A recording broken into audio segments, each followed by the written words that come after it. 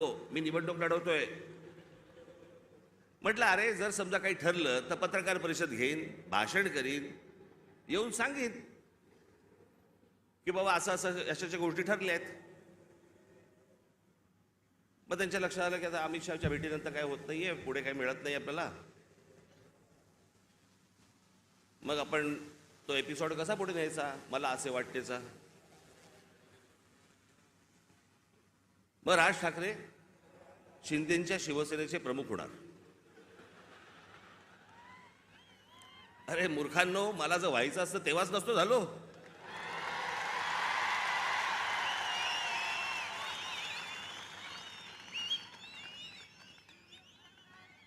या माझ्या घरी इथे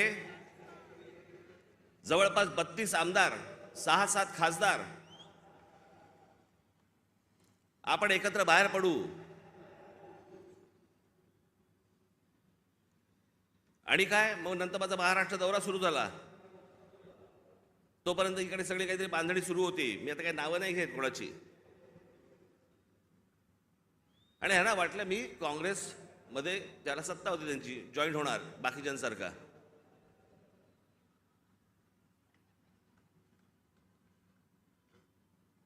मी त्याला पहिल्यांदाच सांगितलं, म्हटलं मला पक्ष फोडून कुठचीही गोष्ट करायची नाही.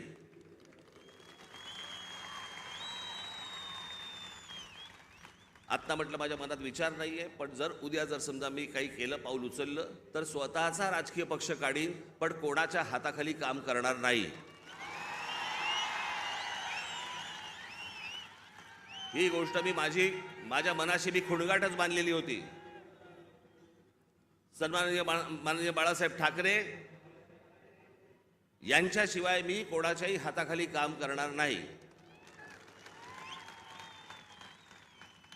तरी त्यातल्या त्या एकाला संधी दिली होती, समजलंच नाही.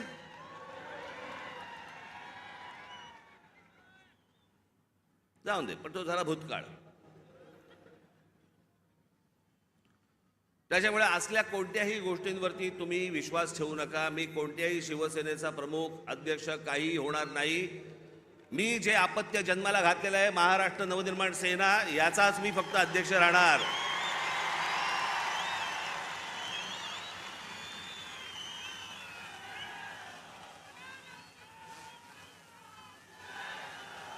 तुमच्या सगळ्यांच्या विश्वासावरती हा जो पक्ष आजपर्यंत उभा केलेला आहे, त्याला 18 वर्ष झालेली आहेत.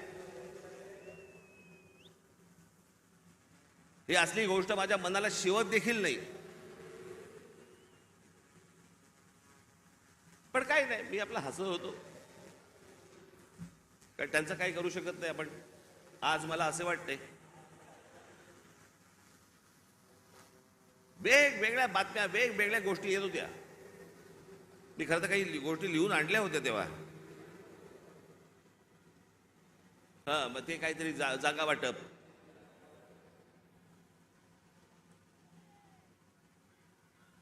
जागा वाटपाबद्दल चर्चा झाली.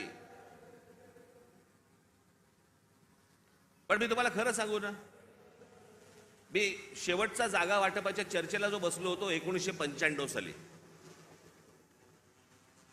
त्याच्यानंतर मी आजपर्यंत जागा वाटपाच्या चर्चेला मी कधी बसलो नाही. त्याच्यामुळे माझं टेम्परामेंटच नाही.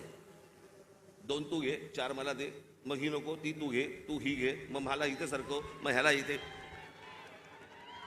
मला ते जमत नाही, माझ्याकडनं होणार नाही, माझ्याकडनं जमणार नाही.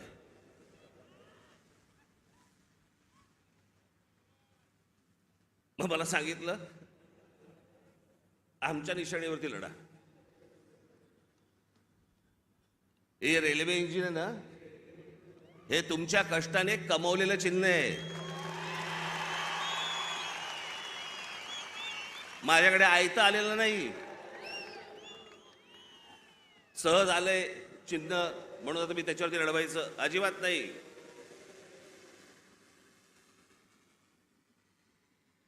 चिन्हावरती कॉम्प्रोमाइज होणार नाही.